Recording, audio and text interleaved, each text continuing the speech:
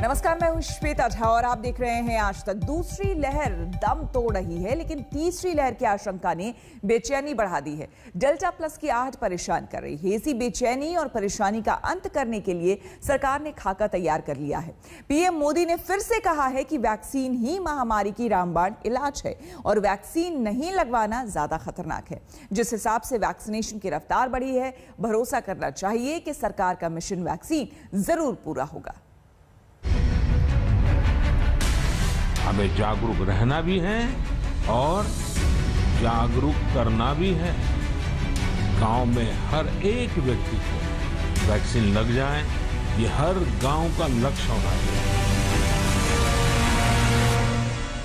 दम तोड़ रही है दूसरी लहर।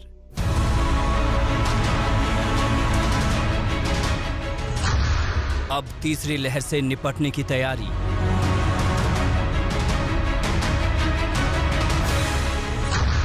तीसरी लहर पर वैक्सीनेशन पड़ेगा भारी।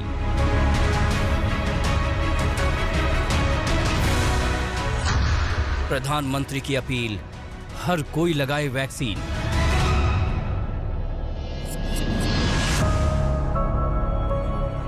हिंदुस्तान में अप्रैल और मई में कोहराम मचाने वाली महामारी की दूसरी लहर अब धीरे धीरे दम तोड़ती जा रही है।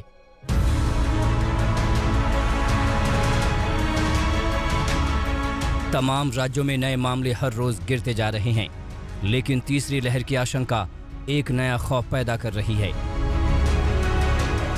लेकिन प्रधानमंत्री ने इस डर और दहशत का भी इलाज बताया है।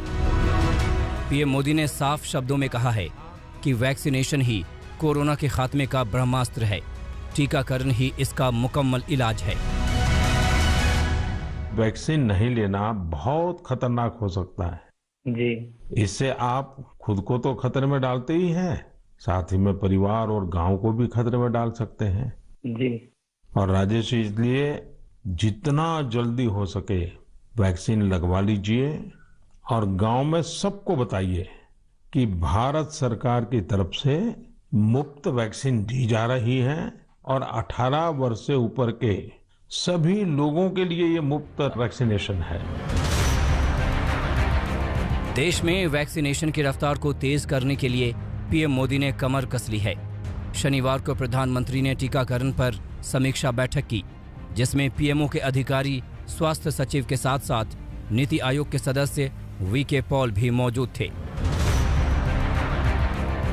बैठक में पीएम मोदी ने साफ निर्देश दिया कि टीकाकरण में और तेजी लाई जाए, जिससे 31 दिसंबर तक हिंदुस्तान के हर जरूरतमंदों को वैक्सीन लग सके।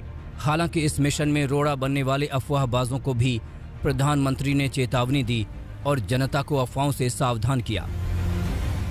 कभी कभी किसी को इससे बुखार वगैरह आता है, पर वो बहुत मामूली होता है, कुछ घंटों के लिए ही होता है। हर कोई सफल होना चाहता है, लेकिन निर्णायक सफलता का मंत्र क्या है?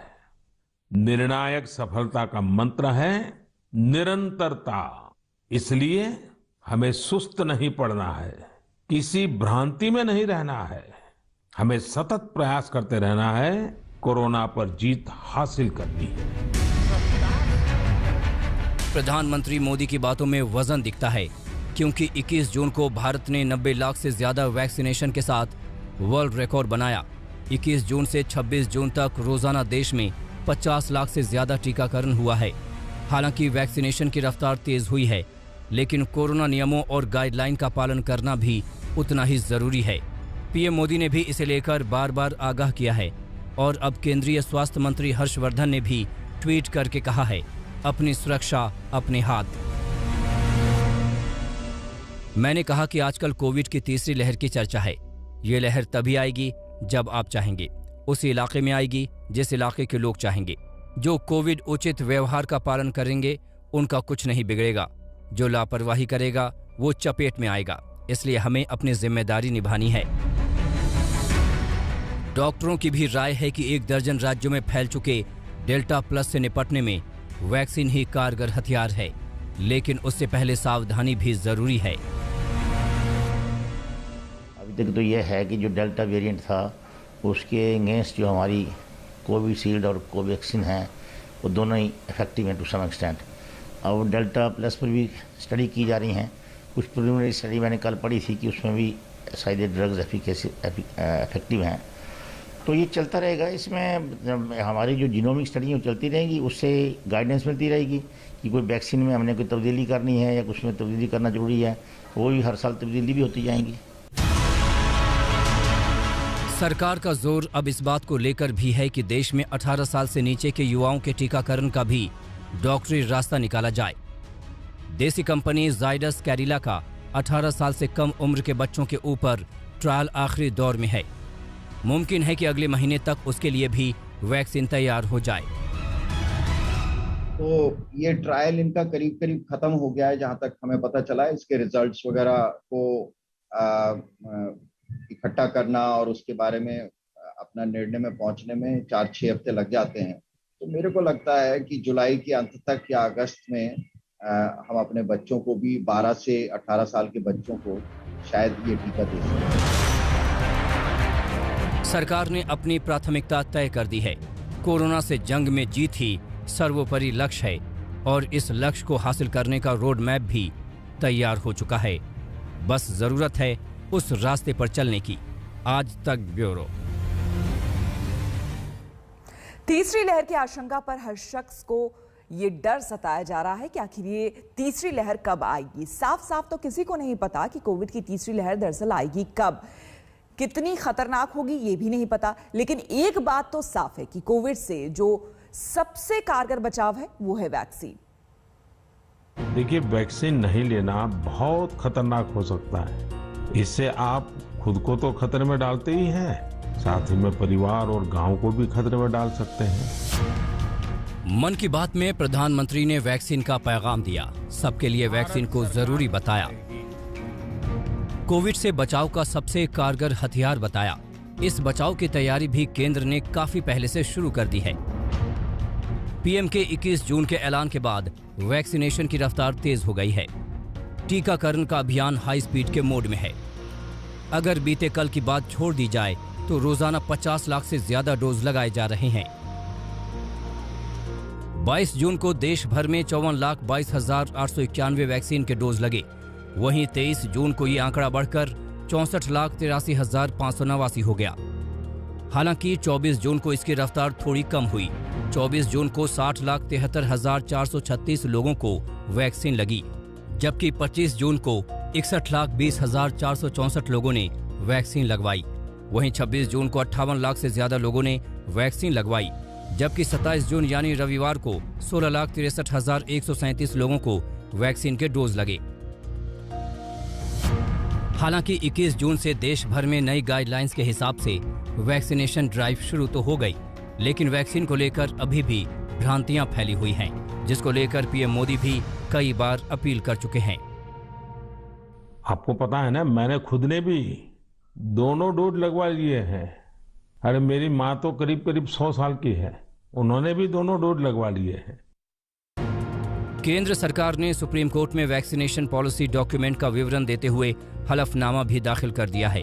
शनिवार को केंद्र ने हलफनामे में स्वीकार किया कि वैक्सीन मिलने से दिक्कतों के कारण खरीद नीति बदलनी पड़ी। केंद्र ने माना कि राज्यों और छोटे निजी अस्पतालों को वैक्सीन हासिल करने में दिक्कत हो रही थी। हालांकि सरकार ने हलफनामे में वैक्सीन की खरीद के लिए पहले 50-50 कोटी की अनुमति देने के निर्णय का बचाव किया है। केंद्र ने तर्क दिया कि भारत का बड़ा हिस्सा पहले से ही स्वास्थ्य देखभाल के लिए निजी अस्पतालों पर निर्भर है, न कि सरकारी अस्पतालों पर। केंद्र सरकार ने यह हलफनामा सुप्रीम कोर्ट के उस सवाल के जवाब में दिया है जिसमें 2 जून को सुप्रीम कोर्ट ने पूछा था कि वैक्सीनेशन के लिए बनाए गए 35,000 करोड़ रुपए के फंड का इस्तेमाल 18 से 44 वर्ष के लोगों को वैक्सीन लगाने में क्यों नहीं हो रहा। इसके बाद ही केंद्र सरकार ने वैक्सीन खरीदने की जिम्मेदारी खुद ली थी। 21 जून सोमवार से देश के हर राज्य में 18 वर्ष से ऊपर की उम्र के सभी नागरिकों के लिए भारत सरकार राज्यों को मुफ्त वैक्सीन मुहैया कराएगी। अब केंद्र सरकार ने देश में वैक्सीन की उपलब्धता को लेकर एक अनुमान पेश किया है, जिसके मुताबिक अगस्त से दिसंबर के दौरान देश में वैक्सीन की कुल 135 करोड़ डोज उपलब्ध होंगी, जिसमें 50 करोड़ डोज कोविशील्ड की, 40 करोड़ डोज को वैक्सीन की, बायो-ई की 30 करोड़, जाइडस कैडिला की 5 करोड़ और स्पुतनिक वी की 10 करोड़ डोज शामिल हैं। संपूर्ण टीकाकरण को लेकर मोदी सरकार ने मोर्चा संभाल लिया है। 31 दिसंबर तक देश के 93 से 94 करोड़ वयस्क नागरिकों के वैक्सीनेशन का लक्ष्य तय किया गया है। कोविड वर्किंग ग्रुप के चेयरमैन एन.के. अरोड़ा ने आज कहा कि रोजाना 1 करोड़ लोगों के टीकाकरण का लक्ष्य है।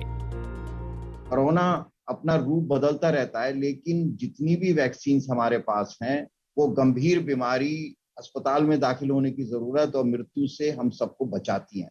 तो इसमें वैक्सीन लगवाने का बहुत अधिक लाभ है और इस 6-8 महीने का जो अंतराल है, इसमें किसी प्रकार की वैक्सीन के बारे में हिचक, किसी सुरक्षा के बारे में संशय को ना लेकर के सब लोगों से मेरा निवेदन रहेगा कि वो आएं और टीका लगवाएं। भारत के इतिहास में टीकाकरण का इतना बड़ा अभियान कभी नहीं चला है। अगर भारत कोरोना मुक्त संपूर्ण वैक्सीनेशन युक्त हुआ तो ये अभियान दुनिया के सामने नजीर साबित हो सकता है। आज तक ब्यूरो। वैक्सीन और बचाव ही तीसरी लहर को थामने का एक अचूक तरीका है। इसी को लेकर सियासत भी पूरे जोर शोर से जारी है। राहुल गांधी ने फिर ट्वीट कर वैक्सीन की कमी के बहाने केंद्र सरकार पर निशाना साधा है, तो राजस्थान के सीएम ने पीएम मोदी को और ज्यादा वैक्सीन के डिमांड के लिए खत लिख दिया है। इन सियासी बयानबाजी के बीच हम आपको बताते हैं कि तीसरी लहर को लेकर विशेषज्ञों की क्या राय है।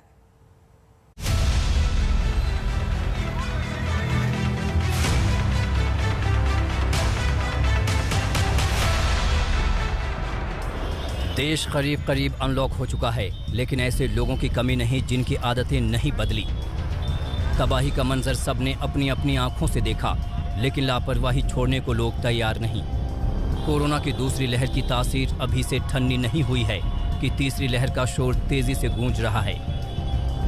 आईआईटी कानपुर के वैज्ञानिक की माने तो तीसरी लहर की पूरी गारंटी है। ये तीसरी लहर 4 हफ्ते में आ सकती है और 4 महीने में भी।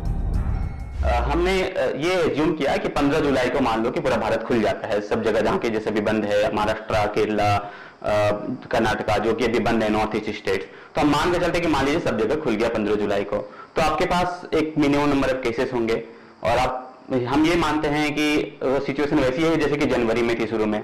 तो उस हिसाब से अगर हम उसी बीमारी के उसी पैरामीटर को लेते हैं जो कि सेकेंड वेव में था, तो एक सिनारियो आती है, एक सिचुएशन आता है कि उसमें बताता है कि वो जो है वो पीक अक्टूबर के करीब आ सकती है। कोरोना की तीसरी लहर आनी तय है। आईआईटी कानपुर की रिपोर्ट में 3 महत्वपूर्ण बातों पर फोकस किया गया है, जिसमें माना गया है कि जब 15 जुलाई तक पूरा देश अनलॉक हो जाएगा, इसके बाद 3 स्थितियां बनेंगी। पहली स्थिति ये होगी कि सितंबर में तीसरी लहर आएगी, अक्टूबर में लहर पीक पर होगी, लेकिन दूसरी लहर की तुलना में ये कम होगी। दूसरी स्थिति ये होगी कि अगस्त में ही स्थितियां बिगड़नी शुरू हो जाएंगी और इसका पीक सितंबर तक आ जाएगा। और तीसरी स्थिति ये होगी कि तीसरी लहर अक्टूबर से असर दिखाएगी और नवंबर तक इसका पीक आ जाएगा, लेकिन ये पीक दूसरी लहर से कम होगा। दूसरी लहर के गणितीय अनुमान के आधार पर तीसरी लहर का ये अनुमान आईआईटी कानपुर के वैज्ञानिकों की जिस टीम ने तैयार किया है, प्रोफेसर राजेश रंजन उनमें से एक हैं। वायरस म्यूटेट हो गया तो उसका रिप्रोडक्शन नंबर अधिक हो चुका है, तो उस केस में फिर क्या होता है कि रिप्रोडक्शन नंबर बढ़ने से जो पीक जो है वो लगभग सितंबर में ही आ जाती है। और तीसरी चीज हम करते हैं कि अगर मान लीजिए लोग ज्यादा केयरफुल रहते हैं, मास्क पहन के घूमते हैं, पार्टी वगैरह नहीं करते हैं, मॉल में नहीं जाते हैं, हमेशा मास्क पहनते हैं, तो उसमें एक तीसरी सिचुएशन बनती है और वो काफी अच्छी सिचुएशन है कि ये जो डेट है पीक का वो लगभग अक्टूबर एंड नवंबर के करीब चला जाता है। स्टडी का सार ये निकलता है कि तीसरी लहर कब आएगी, ये इस बात पर निर्भर करता है कि लोग कोविड प्रोटोकॉल का कितना पालन करते हैं।